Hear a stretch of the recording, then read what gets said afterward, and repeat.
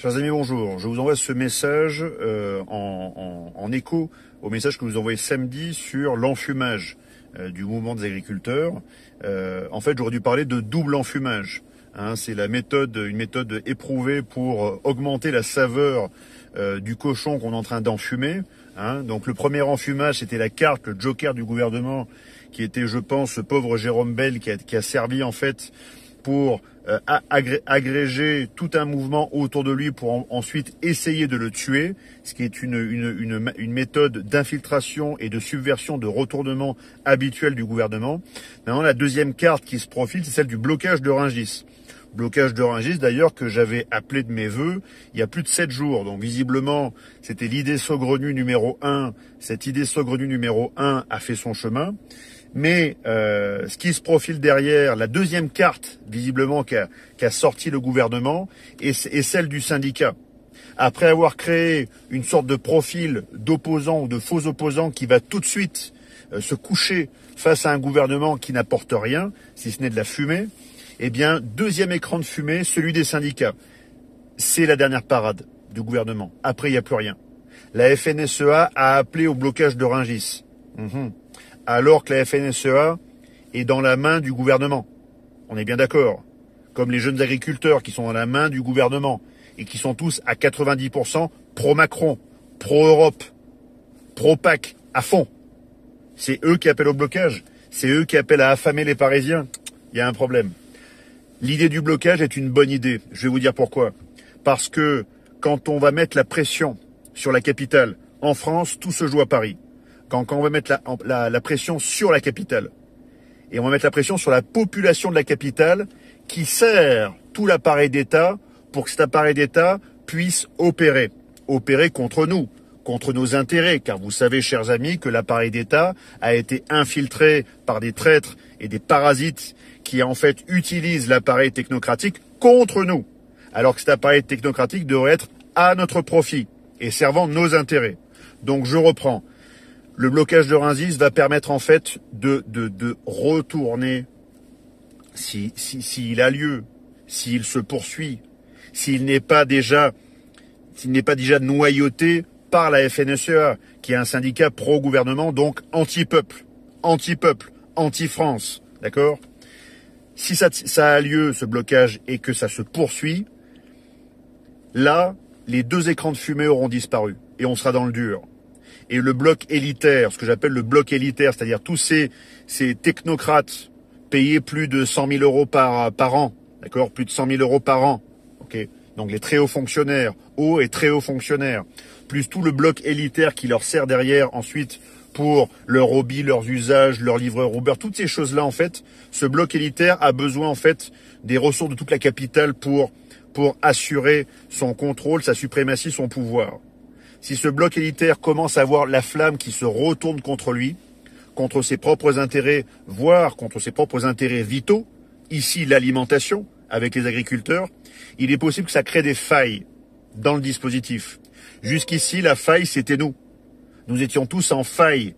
Ils avaient divisé tout le bloc social, tous les blocs sociaux en fait, pour éviter que la France et le peuple français soient une homogénéité. Là, ça risque de se retourner. Et ça pourrait avoir lieu grâce aux agriculteurs. Maintenant, ces agriculteurs, quel numéro de téléphone? Quel numéro de téléphone?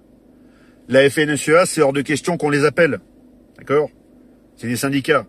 On a compris de quel bois ils se chauffent, comme la CGT, FO et tous ces traîtres. Par contre, résistance paysanne, tous ces mouvements qui sont en train de se créer, qui ont l'air des bons mouvements, qui y a derrière? Moi, ça fait 6 jours que j'ai envoyé des messages à Résistance Paysanne et à d'autres collectifs pour dire, on est là pour vous aider. Mais dites-nous ce qu'on peut faire. Et je les ai même publiés sur Twitter, ces messages. Aucune réponse. Donc ça sent pas bon. Donc ce qui veut dire encore une fois qu'il y a fort à parier que nos amis agriculteurs soient en fait comme nous tous. C'est qu'ils soient tous en fait atomisés.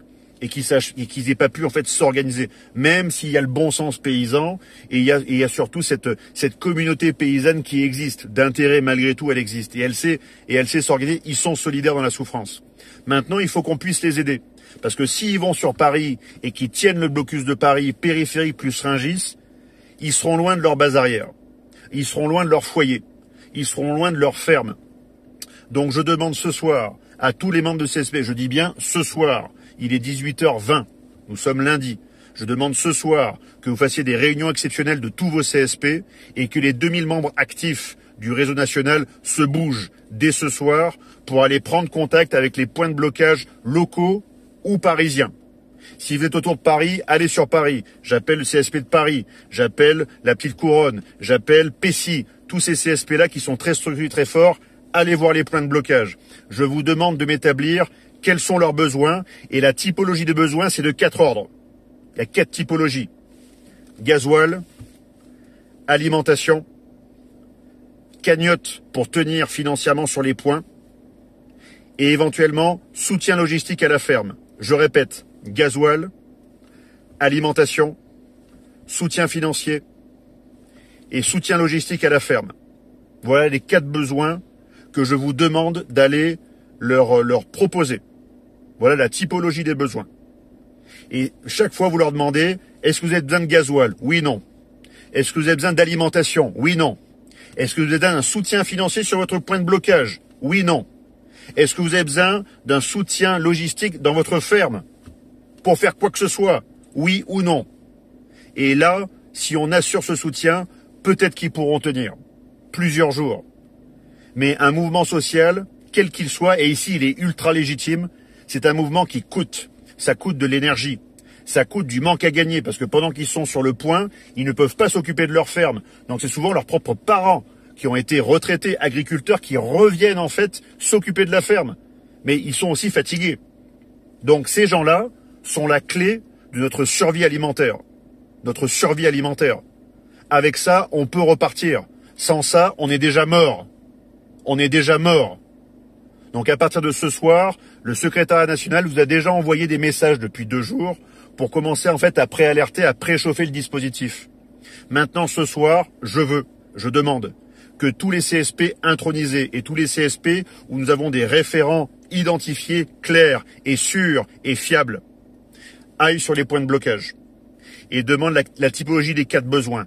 Gasoil, alimentation, soutien financier et aussi soutien logistique dans leur ferme, dans leur base arrière. Et à partir de là, on pourra s'organiser à partir de demain. Mais on s'organisera si et seulement si les agriculteurs le demandent.